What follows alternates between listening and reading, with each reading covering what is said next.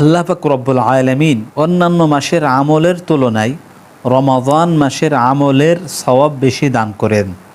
একটি হাদিসের মধ্যে রাসূল করিম সাল্লাল্লাহু আলাইহি ওয়াসাল্লাম বলেছেন, মান তাকাররাবা ফীহি বিখাসলাতিন কানা কামান আদ্দা ফারিজাতান ফীমা সাওয়া।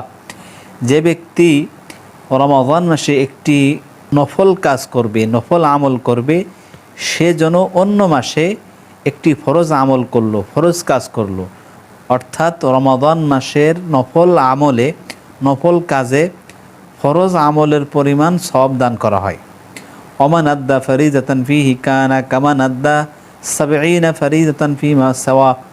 আর যে ব্যক্তি রমাদান মাসে একটি ফরজ আমল করলো, ফরজ ইবাদত করলো, সে যেন অন্য মাসে 70টি ফরজ আমল করলো, ফরজ কাজ করলো। অর্থাৎ রমাদান মাসে একটি ফরজের সওয়াব আল্লাহ তাআলা 70 গুণ বৃদ্ধি করে দেন। এই হাদিসের মধ্যে নির্দিষ্ট সংখ্যা বোঝানো উদ্দেশ্য নয়, বরং রমাদানের আমলে আল্লাহ পাক রব্বুল আলামিন সওয়াবের পরিমাণ বাড়িয়ে দেন, বৃদ্ধি করেন, এটা বোঝানো উদ্দেশ্য।